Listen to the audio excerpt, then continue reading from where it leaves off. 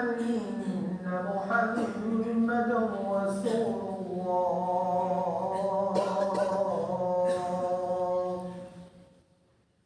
حي على الصلاة،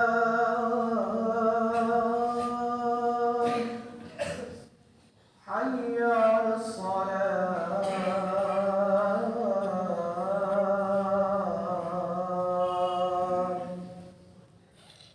حي على الفلاح،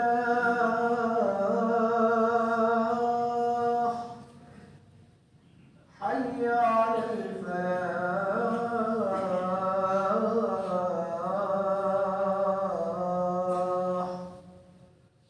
الله أكبر، الله أكبر، لا إله إلا الله.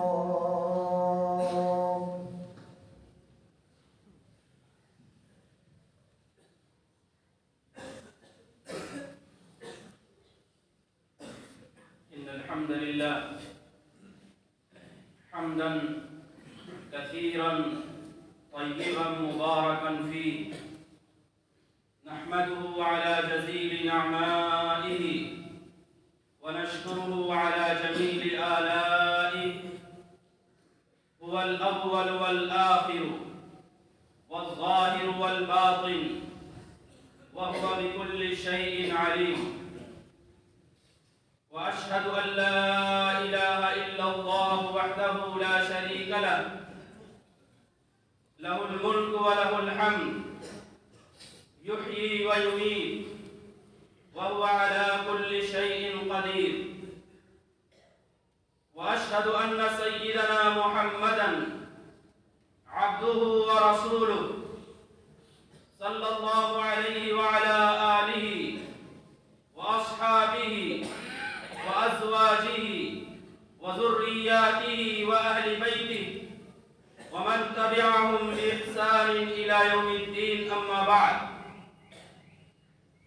فيا أيها الإخوة المؤمنون، أوصيكم ونفسي بتقوى الله عز وجل، لأن الله عز وجل يقول: ولقد وصينا الذين أوتوا الكتاب من قبلكم وإياكم أن اتقوا الله.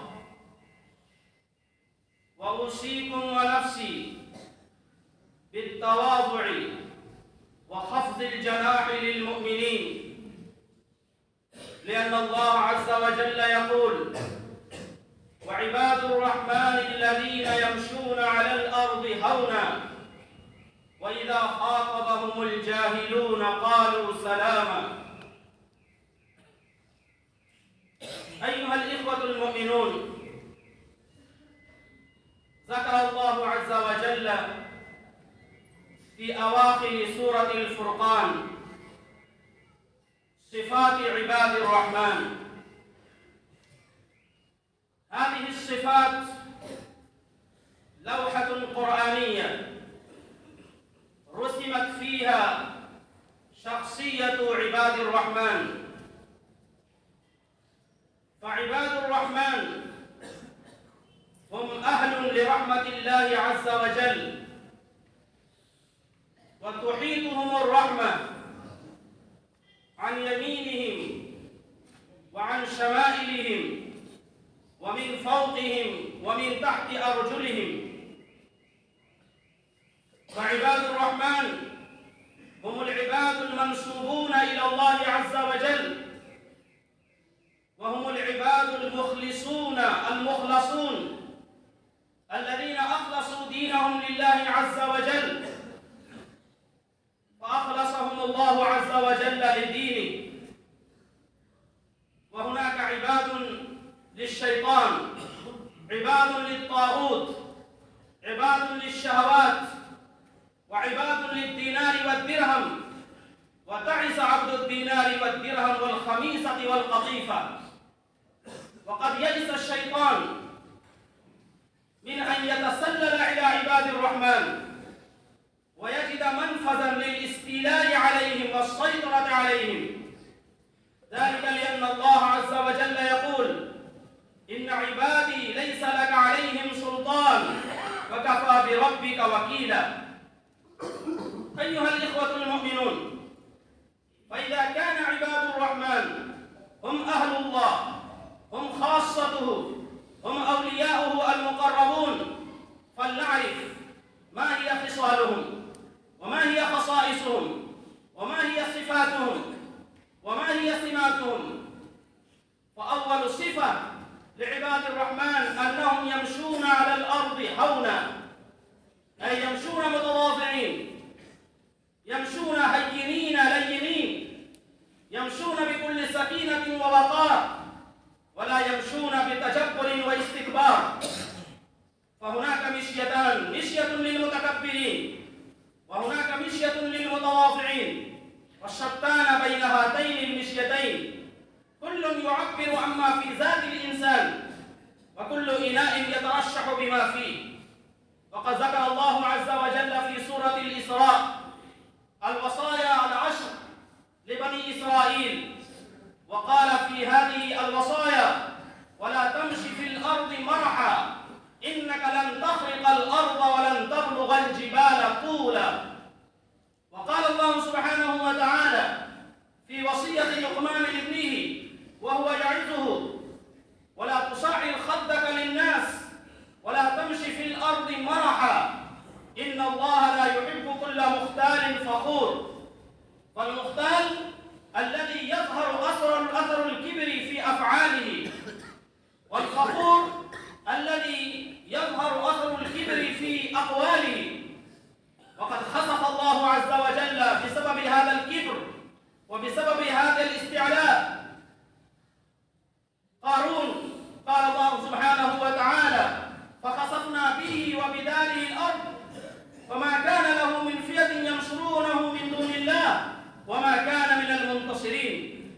أيها الإخوة المؤمنون، ليس معنى الهون في المشية أن يكون الإنسان متماردا وأن يكون متمارضا، معنى ذلك أن يمشي مشي الميت وأن يمشي مشي المريض. وليس معنى السرعة أن يذهب الإنسان ويزول عنه الوقار والعظمة والهيبة، بل المشي المطلوب هو المشي المعتدل، المشي الوسط، المشي الذي يوجد فيه التواضع. وقد كان النبي صلى الله عليه وآله وسلم إذا زال قلعا يخطو تكفيا، يمشي هونا سريع المشية، وإذا مشى كأنما ينحط من صلب. وكان سيدنا عمر بن الخطاب رضي الله عنه إذا مشى فإنه أسرع، وإذا تكلم فإنه أسمع، وإذا ضرب فإنه أوجع. وقد رأى عمر بن الخطاب رضي الله عنه رجلا وكان متماردا في مشيته، فقال: أأنت مريض؟ فقال: ما أنا بمريض.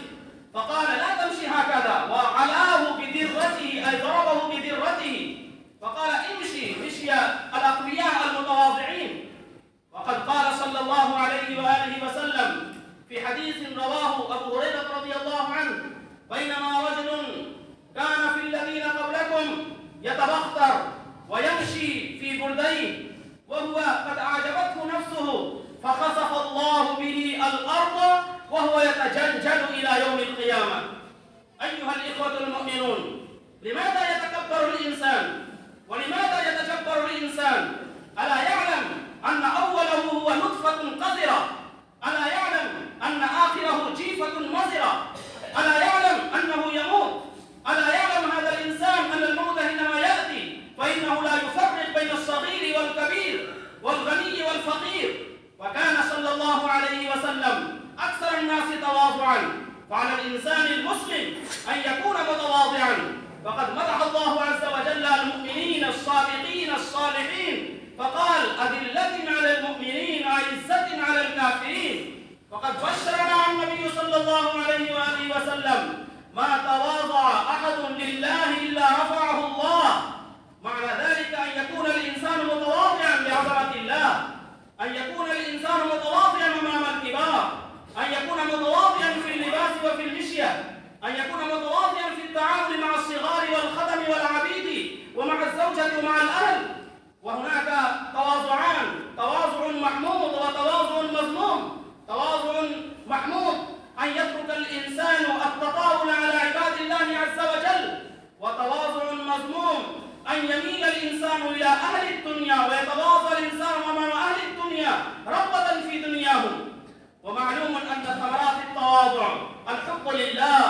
ومعلوم أن ثمرات التواضع الدخول في الجنة، وكذلك يكون الإنسان محببا مكرما معظما مبجلا، ذلك لأن الله سبحانه وتعالى يقول في القرآن الكريم بعدما ذكر الصفات لعباد الرحمن: أولئك يجزون الغرفة بما صبروا ويلقون فيها تحية وسلاما خالدين فيها حسنت مستقرا ومقاما.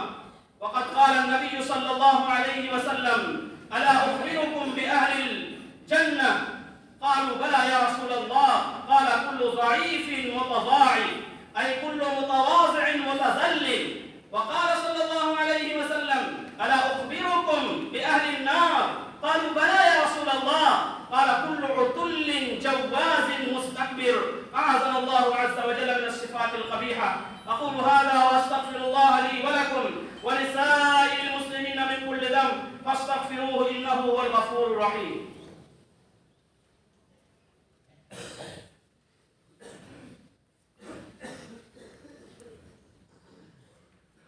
الحمد لله نحمده ونستعينه ونستغفره ونؤمن به ونتوكل عليه ونعوذ بالله من شرور أنفسنا ومن سيئات أعمالنا. من يهده الله فلا مضل له ومن يضلله فلا هادي له، ونشهد أن لا إله إلا الله وحده لا شريك له، ونشهد أن سيدنا محمدا عبده ورسوله صلى الله عليه وعلى آله وأصحابه وأزواجه وذرياته وأهل بيته وبارك وسلم تسليما كثيرا كثيرا. أما بعد، فيا أيها الإخوة المؤمنون، إن الله سبحانه وتعالى أمركم بأمر بدأ فيه بنفسه وثنى بملائكته المسبحة لقدسه وثلث بكم أيها المؤمنون حيث قال مخبرا وآمرا: أعوذ بالله من الشيطان الرجيم. إن الله وملائكته يصلون على النبي يا أيها الذين آمنوا صلوا عليه وسلموا تسليما. اللهم صل على محمد وعلى آل محمد كما صليت على إبراهيم وعلى آل إبراهيم إنك حميد مجيد. اللهم بارك على محمد وعلى آل محمد كما باركت على إبراهيم وعلى آل إبراهيم إنك حميد مجيد. اللهم صل وسلم على سيدنا ونبينا محمد وعلى آله وأصحابه، ولا سيما على سيدنا أبي بكر الصديق صاحب رسول الله في الغار، وعلى سيدنا عمر الفاروق قامع أساس الكفار، وعلى سيدنا عثمان ذي النورين صاحب الحياء والوقار، وعلى سيدنا علي المرتضى أسد الله الجبار، وعلى سيدي شباب أهل الجنة الحسن والحسين رضي الله تعالى عنهما، وعلى أمهما سيدة النساء فاطمة الزهراء رضي الله تعالى عنها، وعلى عمي النبي المكرمين بين الناس أبي عمارة حمزة وأبي الفضل العباس، وعلى سائر الصحابة والتابعين ومن تبعهم بإحسان إلى يوم الدين. أولئك حزب الله، ألا إن حزب الله هم المفلحون. اللهم اغفر لي ولمن أحسن إلي ولوالدي ولجميع المؤمنين والمؤمنات والمسلمين والمسلمات.